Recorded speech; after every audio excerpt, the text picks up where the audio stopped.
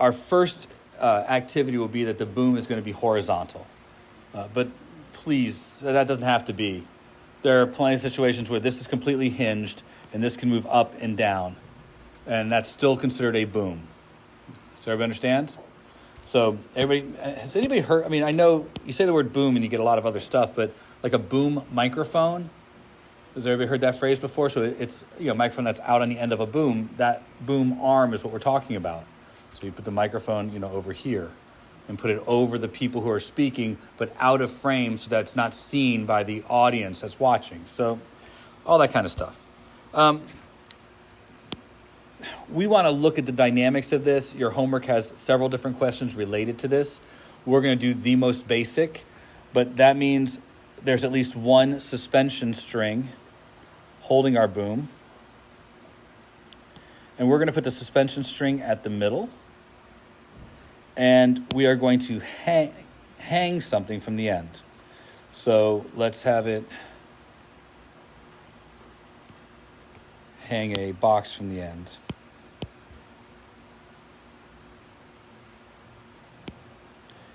Let's go with 20 kilograms for the box. Let's say that the boom is 5 kilograms. I'm putting numbers to this, but we could do it all with symbols. I want to do it this way because I want you to understand all the things that are part of the problem. So let me put this down here, 5 kilograms. Let's say that this is 1 meter. And this is 1.5 meters. It's attached at the middle. So the length of the boom arm is 3 meters. Does that give you, does that make sense to all of you? You guys understand the specifics of the problem? It's no different than the problem we did yesterday. But there are some things about this problem that I think you'll neglect if you're not careful. First, the wall has to apply a force to the boom. And that's the one that's probably the most unknown. Although we'd like to put our pivot point anywhere we want, be careful about the pivot point on this problem. It's a static problem, and truthfully, you should be able to put the pivot point at any location that you see fit. Except you can't. Not in this problem. And not because I don't want you to, but because the force acting on the boom arm from the wall isn't necessarily perpendicular to the wall. The wall is certainly applying a force in this direction. That will have to be the case. Otherwise, it sinks into the wall. But it's also probably applying a force in one of those two directions at the same time. And it is a very common question to ask, what is the force from the wall on the boom? So, at the start of this problem, when you try to consider where the best place is to put your pivot point, read your problem carefully. It will help you determine where it is you should probably put the pivot point. Also, I did not give you an angle, but there's clearly an angle implied. Do you see that as well? All right, so let's begin the work on the problem. I would start by figuring that we know the 3 things about this that have to be true. The velocity of the system is 0, obvious. Net force also has to be 0. Net torque, lastly, has to be 0. All those things have to be true. I identify at least, 1, 2, 3. I identify 4 forces acting on the boom arm. And they have to balance to be 0. In this case, I am going to draw a free body diagram. I think it's appropriate. There is a downward force of 200 newtons. That's the sign. There is a downward force of 50 newtons. That's the arm itself. There is a sideways force at an angle that is unknown.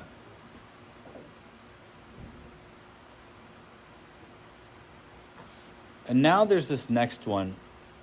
I learned to do this one way. You may want to do it a different way. I learned to take the wall and break it up into 2 forces and always work with its components. a normal force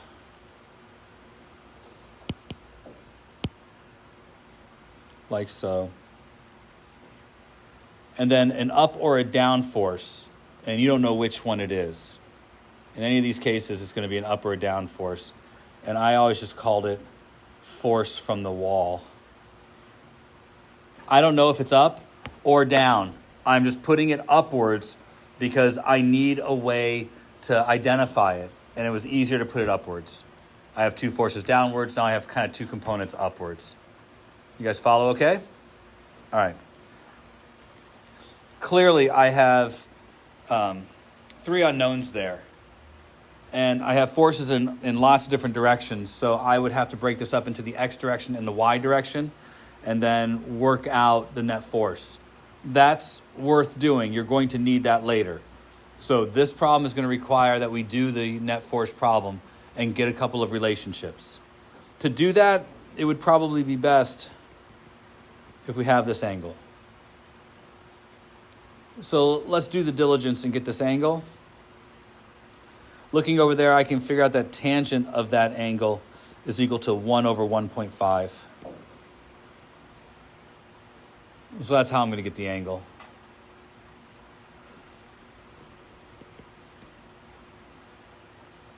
Now, I'm going to let that sit a minute because I don't need it right now. But you guys realize that's how you're going to get your angle, right?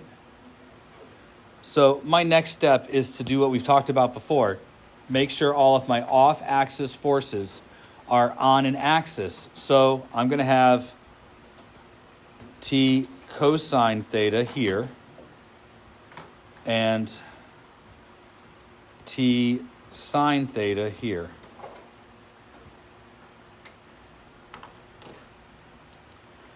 And I will create net force in the x direction and net force in the y direction. I know you're saying, Mr. Sheldon, we just said level 2. This looks like level 1,000. It's just going up one step. In the x direction, I have two forces. Normal must equal t cosine theta. I'm not going to worry about which one's positive and which one's negative. And then I have force of the wall plus t sine theta equals 250.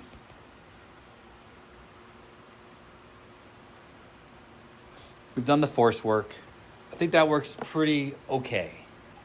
Do you have any questions about the force work? You understand we're going to be coming back to that, right? So let's handle the rest of the work. I'm just going to slide that around. I don't need any of that to do the next part, which is the torque work here. You have to choose a place to choose your pivot point. You have lots of options, and you have several things that are unknown. I said yesterday, probably one of the best places to put your pivot point is where something is unknown, which means our choice would be here, because the tension is unknown, or our choice is here, because the force from the wall is unknown. I know which one I would prefer. It's about the same amount of work no matter which one you choose. But I'm going to put the pivot point here, because that eliminates actually two forces that I don't know. The force from the wall and the normal force. And I really know very little about those. While the other force I know quite a bit about because I know the angle in which it acts. So it is better to do this one and eliminate the other force because we don't know anything about the up or down force from the wall. But we do know the direction that the tension acts. That makes this one the better pivot point. So going back to this, I'm going to make that my pivot point. And from there, I realize if that's the pivot point, I have three torques acting in the system. I have the torque from the boom, I have the torque from the cable, and I have the torque from the box. Those are the three torques acting in the system. You know how much I love talking about having the buckets and filling the buckets. So there you go, my three sections. They have to sum to be equal to 0. And let's put them together. The torque from the boom. It acts 1.5 meters. The force, 50 newtons. And what do you think I should use for the angle there? I think 90 degrees. It's going to act straight down, so sine 90.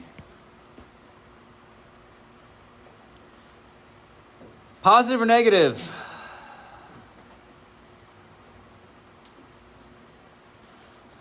That's right. Right-hand rule, I'm going to point towards it, rotate down, out of the board, it's positive.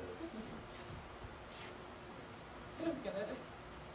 Take your paper, push it turn it so that the boom arm is lined up away from you, and that the pivot point is close to your chest. Okay? And take your finger and line it up with the boom arm pointing away from you, because you have the pivot point close to your chest. Right? Rotate your hand until your middle finger points in the direction of gravity in your diagram. What's that? Yeah. I'll come look. I'll figure it out with it. Okay. Now, there's another way to do positive and negative. I talked to you about the curl rule, but you have to figure out whether this force that's pulling downwards is causing this to go this way or causing it to go that way. You can do it this way too, and your fingers curl in the direction that it's supposed to be moving, and your thumb points in the direction of the torque. So it's clear to me that something pulling on the boom arm downwards like this would cause the whole boom to go that way. That means it's curling this way out of the board. It's still positive. I'm trying. I'm doing everything I can. I'm even being, as animated as possible. It's positive. All right, the cable now. Cable acts at a point 1.5 meters away. We do not know the tension, but we do have a method of finding the angle, but I didn't find it, so I have to do this. What is it? Oh, I like that so much better. I hate signs of inverse tangent garbage. 33.7. No, I'm sorry. I have to use the right-hand rule again. It's negative. I point that way. I have to get my middle finger in the direction of the cable. That's this way. Into the board. Doesn't pull straight up. Pulls a little bit to the side. But as long as I can arrange my fingers to point in the direction for the boom arm and in the direction of the force, I should be okay. What you can't do is say, well, I'll just bend my finger like that and that'll work. No. You never cross it. You're never doing this. Always this. You have to get it right. So it's negative. All right. Box at the end, 3 meters from the end. It is 200 newtons. Sine of 90 degrees. And this one is positive as well.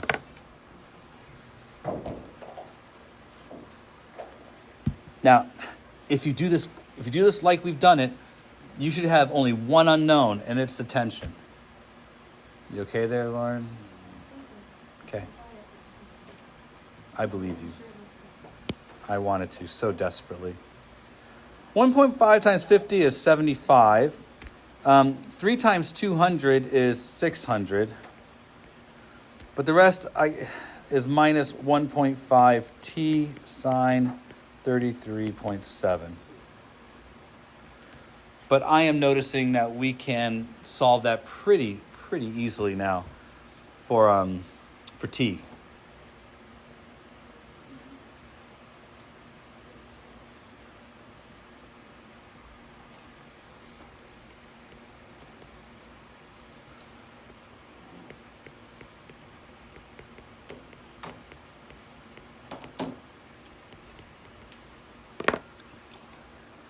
Ooh, this is going to be a big one. Going to be a big force.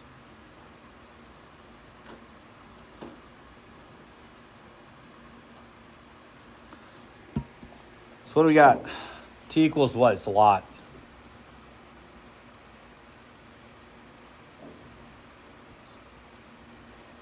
I mean, sine of 33.7 is small. Like less than 1 for sure. Which means it's going to be bigger than 675, so I don't know. How much is it? What is it? 811? Oof.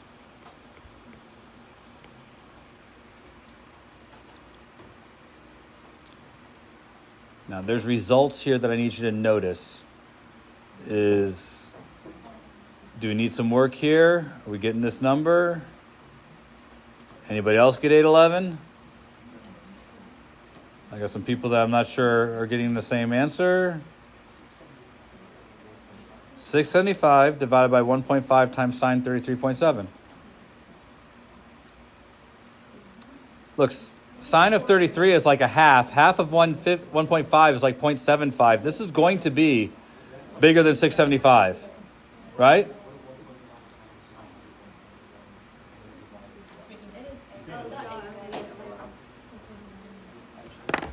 I'm getting mixed signals.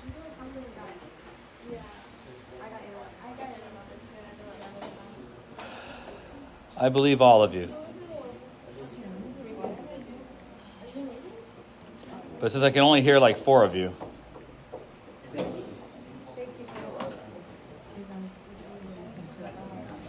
Yeah, it's 811, right on the money. We're good here. Anybody else doing something else? Your calculator problems. Make sure you put your parentheses around this. Make sure your calculator's not in radians. Those pesky radians. Yeah. I just want like a clarification. So for the torque of the cable, like the torque arm is the 1.5, and then is the force just the tension, and then the angle is sine 33.7? Yes. Okay. Yes. So yeah, this angle is the angle between the force and the torque arm. So we're using this angle. Now, I don't think I have to go into this, but I will. This angle and that angle produce the same results. So it doesn't really matter which angle you choose. Yeah. This is 3 meters.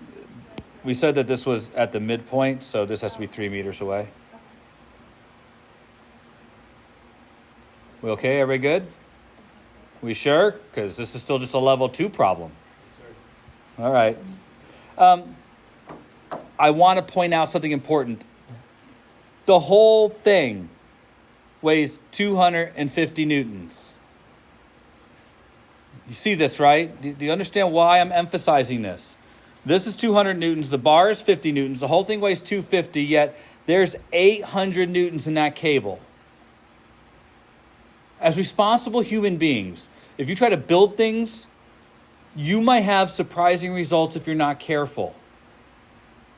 I think this is why there is America's Funniest Home Videos half the time. Because we don't understand the way in which having a little leverage can really change a force.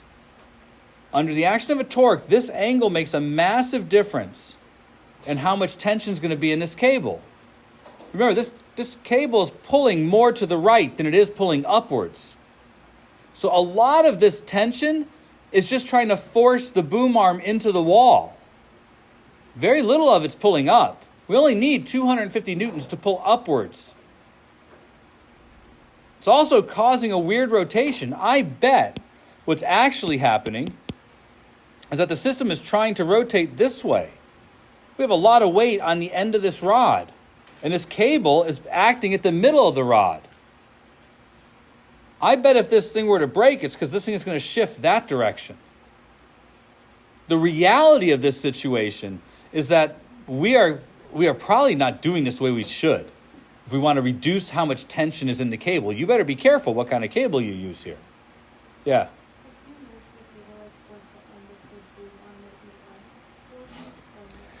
Now, your question is perfectly valid, and I have to answer with an I don't know. Not because I'm unaware of what you're asking, but because I want you to think about what happens as you move the cable to the end. As you move the cable to the end, based on the way it is now, we are able to apply more leverage because we have a longer torque arm, but the angle gets smaller. So as the angle gets smaller, we have a point of somewhat diminishing returns in that, and you guys have talked about optimization a little bit, you guys who have had calculus or even pre-calculus, I think. I don't remember.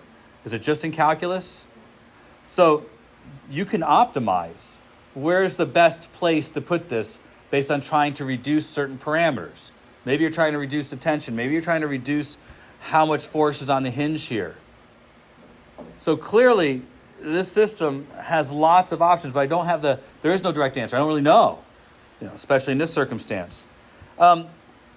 We would not be done here without actually going backwards and doing the next part here, figuring out what the wall is doing. I want you to figure out the force from the wall, FW. And you can find that right here.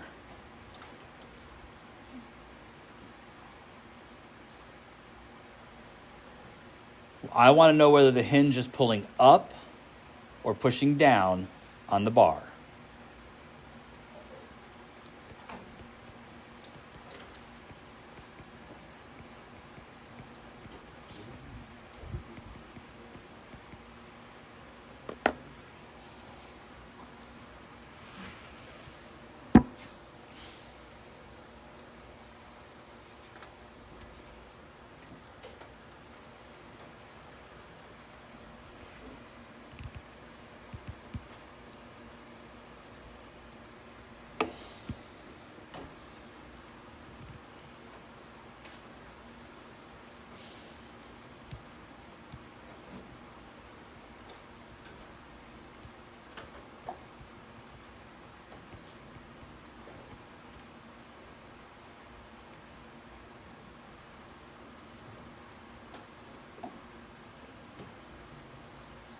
Got it?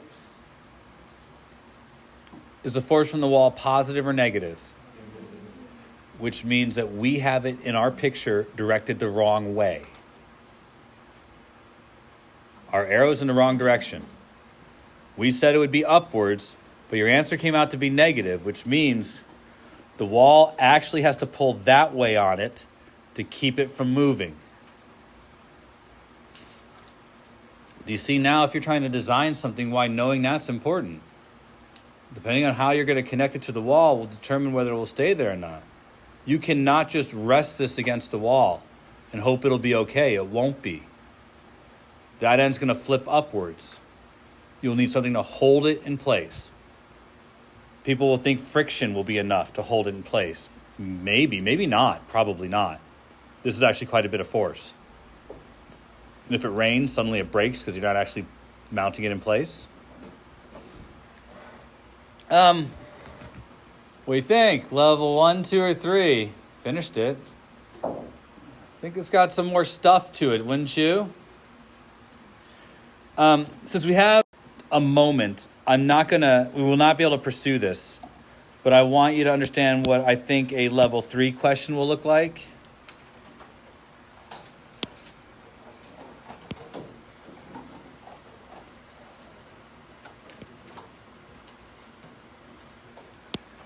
And we'll do this tomorrow, and then this is actually going to be it. We're not going to spend a lot of time on statics. It's not a huge testable thing.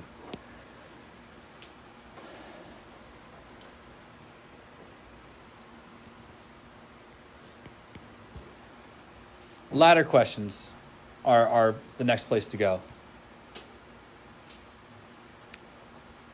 Could you do me a favor and draw all the forces that you might think are acting on the system?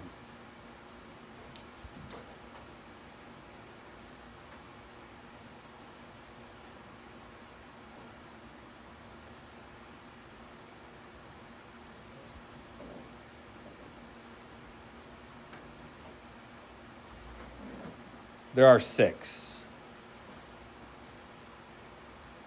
Yep, 6.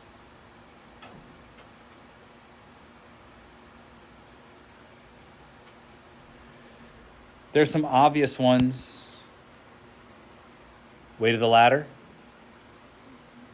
Weight of the person. Normal force from the ground. Frictional force from the ground. Normal force from the wall. Frictional force from the wall.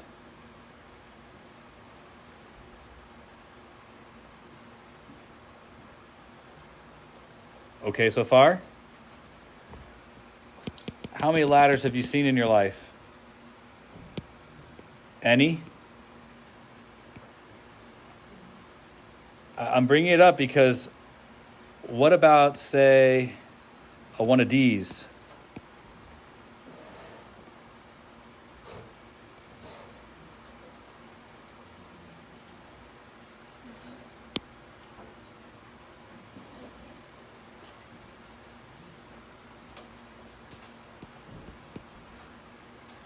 How do you think these work? Where do you think all the forces are here? Probably several, wouldn't you agree? And do you treat this whole thing as one object or two objects with a hinge here?